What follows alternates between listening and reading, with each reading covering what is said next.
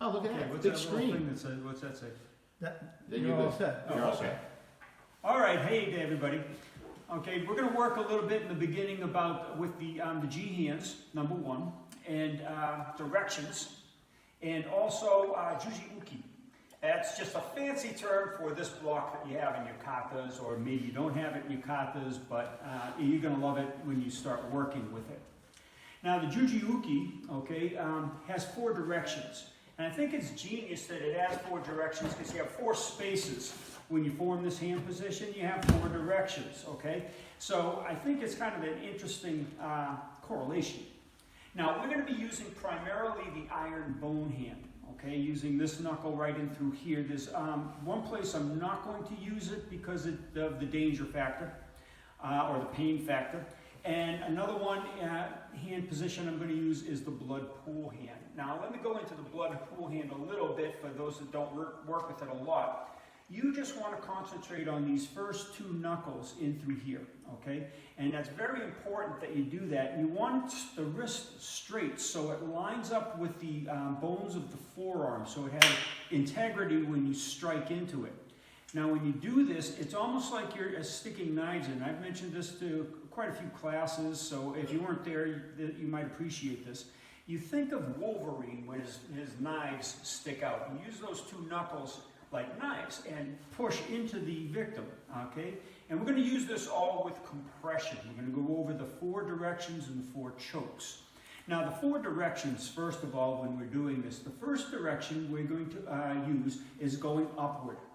Now, this has a lot of power because, first of all, you have the arms joined, so you've got the full frontal body mass into that, that locked position.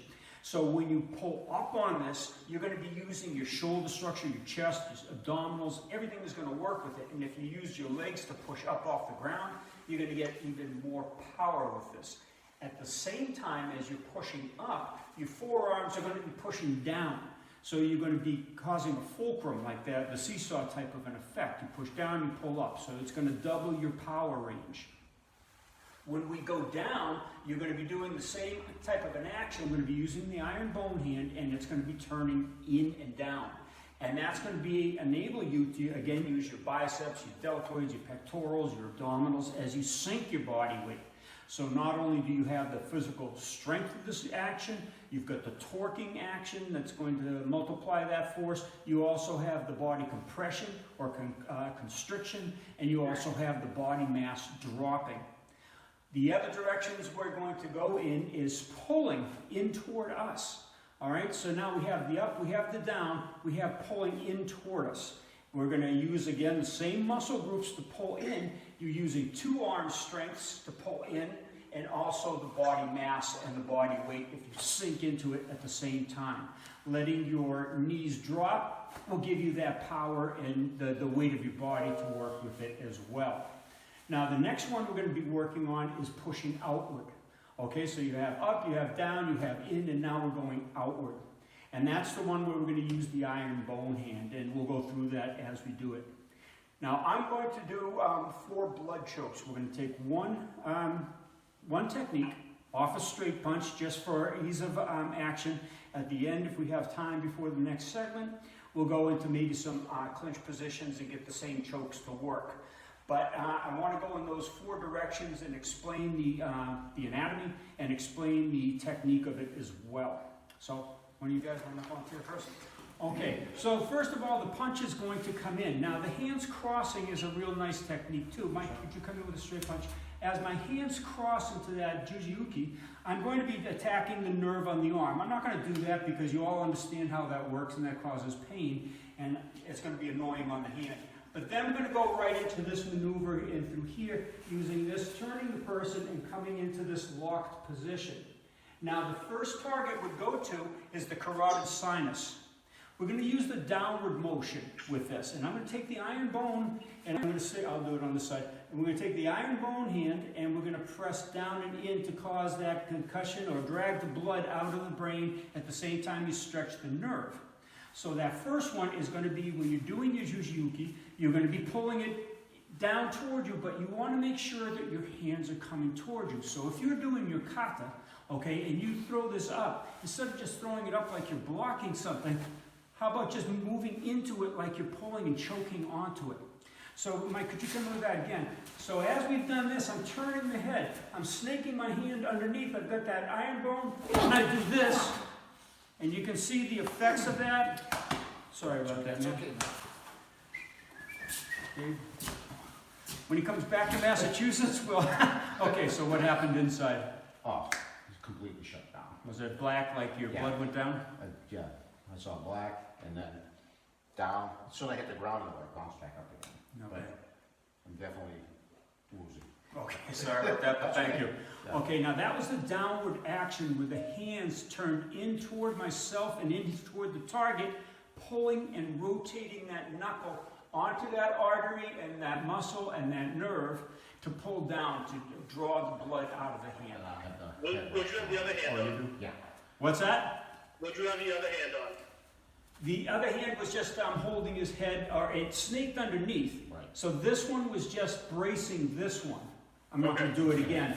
But I had turned him, and I kept the head turned because that exposes this target. Okay, now I can get my hand underneath. So now this arm is going to pull this hand to give it extra strength. This hand is going to torque in and down at the same time. So it wasn't touching anything. No. It was just this one knuckle on the target. Yeah, you can feel it as he's dragging it down. You can actually feel exactly what's going on inside your body. Yeah. Yeah, I mean, you can feel the blood just stopping. Okay. Now what I did also on this, and you might want to consider this also, a lot of times we just start right in the middle and then we pull down. But the closer you get to the collarbone here, the thicker the muscle, the stronger the muscle, and the stronger the connection, because it turns the tendon right at the insertion of the bone, at the bone. So what I did is I started up higher and then I dragged down through, so I'd have a bigger ride on the artery and also the nerve and the muscle spindle cells and everything else that's involved in there. So that would be a rotation down. Now before I go to the next one, the next explanation, any other questions? That was a good one. What if you have, is it possible to use the other hand on nerve or something at the same time, or it just has to be that brace so he doesn't get away? Oh, it's possible. Yeah, it's definitely possible. But I think this is such a powerful application because I don't know anybody that won't succumb to a blood choke.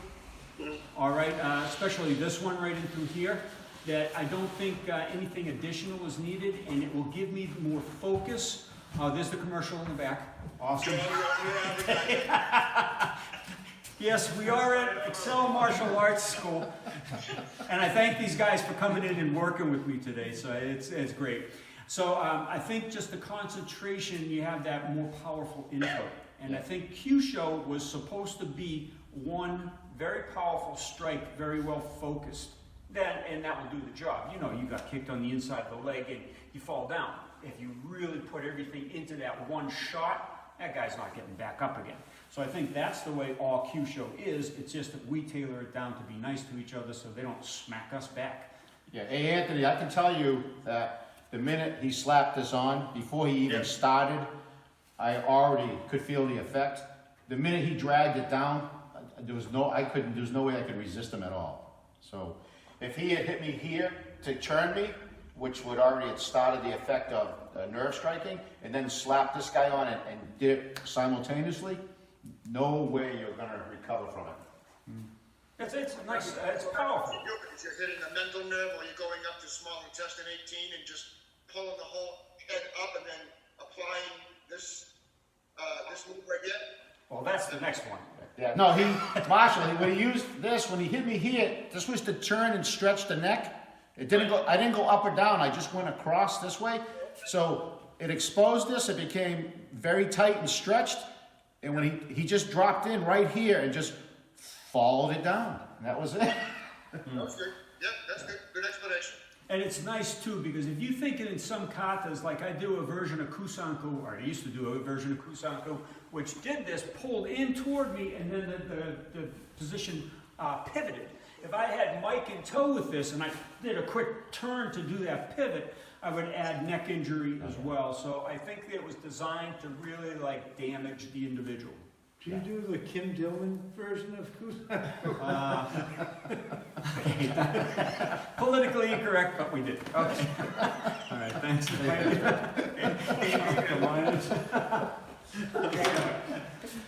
Okay. Hey, you're on, Someone call him? minutes, John. Evan, Yeah. how wouldn't this apply to BJJ and being on the ground? It's like a knockout, or are you choking them out?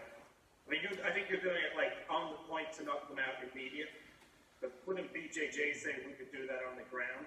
Of course you can, yeah.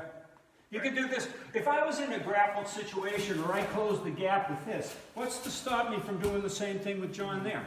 Okay, or if he was on the ground and I got on top, the same thing.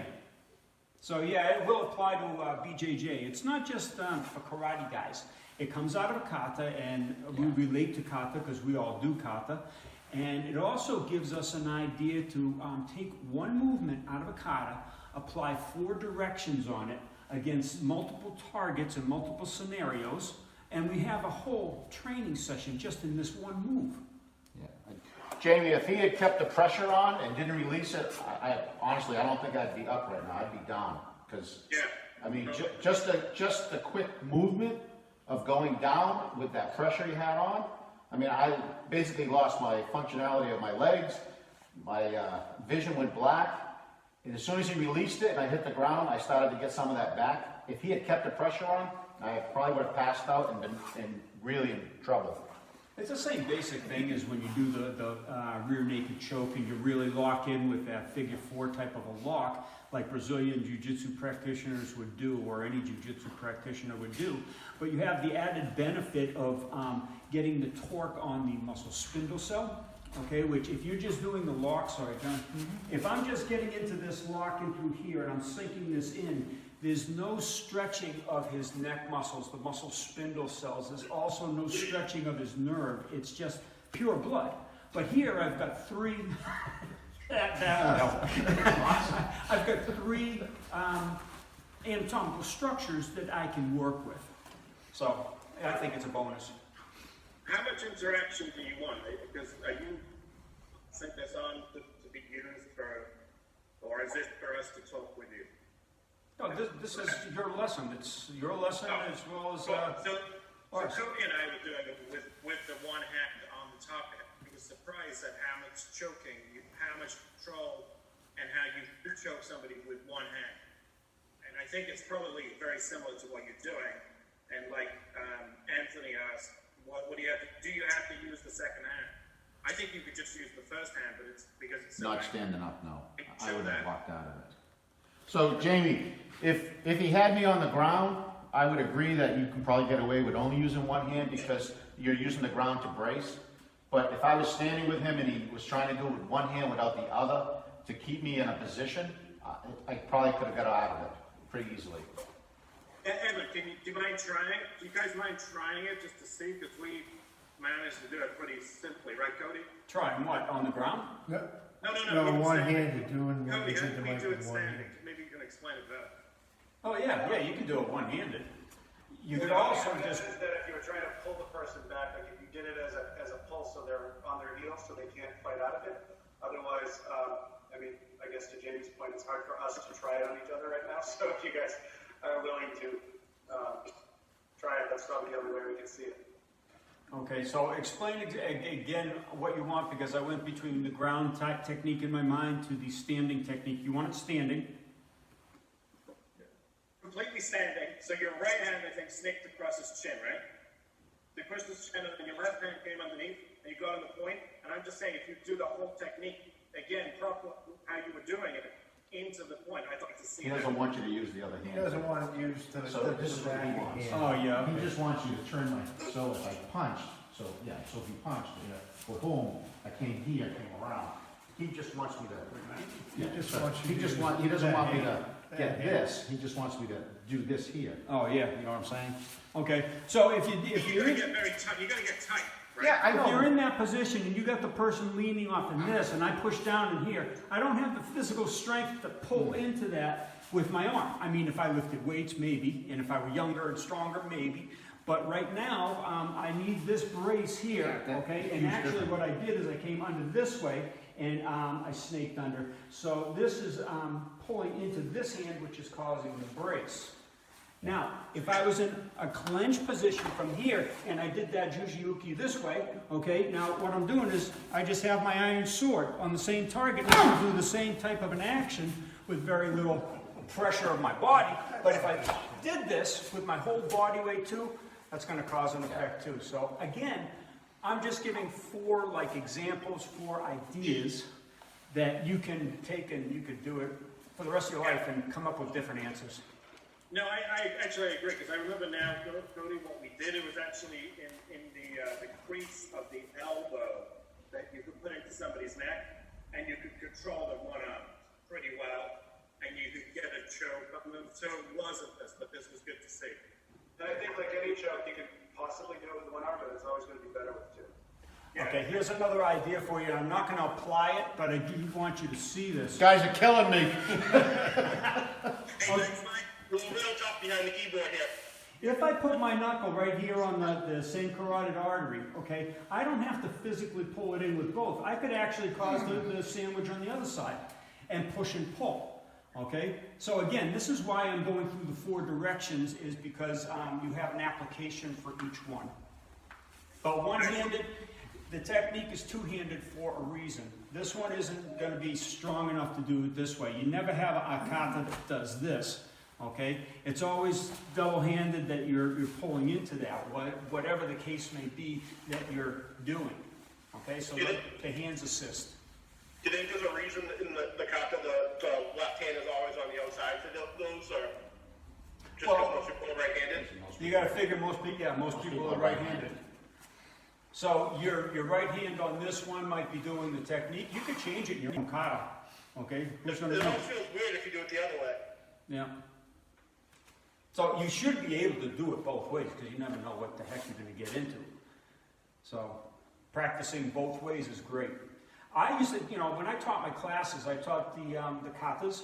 I would always teach, I would face the class so I could watch what they were doing, but I always did a mirror image. When I was at home practicing, I would always practice one way, and then when I taught, I would practice it the complete opposite, because I wanted that ambidextrous feeling. So, okay. Other questions? Those a couple good ones. Nice. All right. Just quick recap, not recap, but just point of order where we are on time. I don't know when this one will bug out, but we can just go until it does, and then set up the next one immediately from there, but it's almost 12:30 now. Okay. Okay, so we're 30 minutes into it. I'm showing you how many minutes are left, but I'll let you guys know if I see it. It usually shows you when there's like 10 minutes or less left. Yeah, I haven't seen it yet, so we just keep going. Okay. Yeah, they're all 40 minutes. What Okay, do you want me to do? Okay, let's go back into this. Now, we had the pull in and down, okay?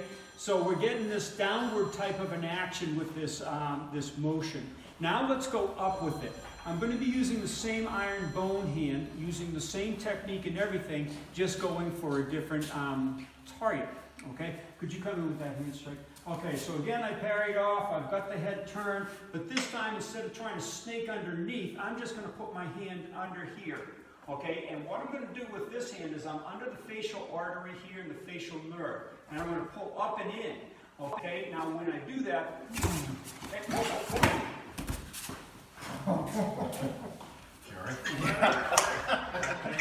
That was awesome. Woo! Look how ready he is. you okay? Oh, yeah. All right, could you explain what just transpired? Total dysfunction in my legs. My whole leg went out. Everything went black. And that was fun. Okay, now, the artery comes under the cheekbone just like the nerve. Now, I believe I got into the nerve really well at the beginning, because I know that his legs didn't collapse on him. His legs came up, because all of a sudden I had his full body weight I could feel, and I had to let it drop so he wouldn't get injured. But the legs buckled or came up to that fetal position, and that signifies the nerve. But then after, okay, the blood sunk in. Now, did you get the white flash or the black, or do you remember? No. No, but that was awesome. But look at your face now. So Yeah. it was completely red, and now your color's coming back. Yeah. Okay, but that was the upward motion, whereas on Mike we applied the downward twist or rotation of that iron bone. Now I came up underneath it. And you have to be careful when you come up underneath it. I'm not going to apply it again. But if I kept my hand stationary and pulled up, the chances of pulling this tendon in the thumb is pretty good. So what I needed to make sure is I turned the hand this way, I braced it here, I used that as a lever, and then I just allowed it to turn up underneath. So that portion of the bone dug up under the zygomatic arch here and got into that deeper tissue. Okay, if I just struck it, I'm not going to get in that far. So I have a question. So it's not along, it's underneath the cheekbone here, right? Right. But it's way back. How far back? It comes off the facial nerve root here, and it it comes runs all the way across. It runs along it the whole way. Right. I Yeah. find that the most sensitive area is basically from the masseter muscle. You don't want to get on the muscle back here because you chew, you talk all day. This muscle gets pretty strong and it's dense. So you need to feel where you're right in front of that muscle and then go right up under the bone and the... it's a hollow part, but you can get it to the front, you can get it more to the back. Yeah, so you're right at the edge of the eye. Yeah, so if you push right where John's fingers was here, you get a result. If I push here, you get a result. If I push here, you don't have as much result because now you have the connection where the bone comes down and joins into the mandible. Oh, that was a big word. Mandible.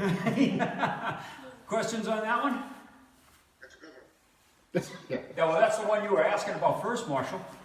Yes. That's because he likes to use that and Oh, stick it oh, into yeah. people's faces. That's your buddy, huh? Go in and go up, but I like using this particular tool. Thanks for zooming in because I couldn't see. On one side I get a real good bone, but this side here, nothing. I love using these. Can you lift that up, Marshall, a little bit? We can't see your hand. You gotta put it so the camera sees it. Can you see me now? There you go, yeah. I like the thumb He knuckles, uses these this. guys right here. Right, Put that right He braces inside it here this way and push comes it this way. up. Like a can opener. I've been on the receiving end of Yes. that, I understand. Yes. But Any tool you want is applicable, as long as it's a small, hard structure, like a kubotan. And that's what all these little knuckles are for. They're like kubotans. Yeah, I love that. All right, thanks, John. Thank you.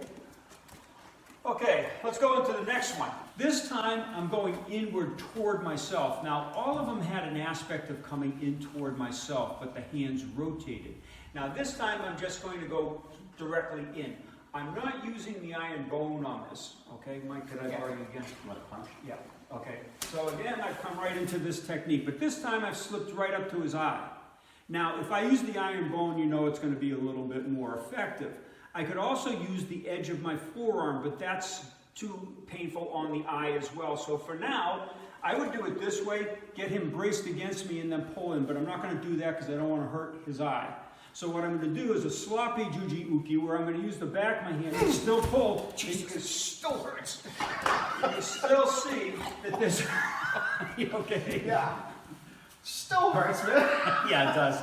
Okay, once you push the eyeball in, the optic nerve takes over and By the way, it's severe pain. Right here, too. Yeah. It's a twofer. Ties right in. Yeah. Wow. And that's why when you get temporary blindness, you go right into the lesser occipital nerve and you can release the pain a little bit, but more the blindness if you get it. Did that take any of the pain away? Yeah, it's better. Okay. Whew, that was a good one. So what happened inside? So that was more for me like almost like a nerve thing, because my legs started to Right. fall out. But that was wicked painful. Like, The eyes are nasty. yeah, I mean, the pain went right like a shockwave through the body. I remember we were doing this down in Mexico. You were down there. Yeah, blood pressure. And Doc Espejo put me on the floor and he got me wired up, and then he started putting his thumbs in Yes. my eyes and pushing and pushing, and my legs and arms were doing this. Yeah, that hurt. Anyway, that would be a direct pull. Now I turned my hand this way just to use the broad side so I wouldn't damage the eyeball. But I would be using either the edge of my wrist bone, or I would be using, ideally, the iron bone and pulling into me. And again, if I pulled and did a rapid twist like the Kata tells me to do, then you're going to get a whiplash on the neck because everything from here down releases. So if I've got just a free-floating head and there's no body structure control, the neck muscles can't tighten, the shoulders can't tighten, and I twist, I've got quite a whiplash at least on the neck as well. Oh yeah, that would be nasty. Yeah. So you're just you have coming- no prayer. You'd be down. Hurts. You'd just in serious neck damage.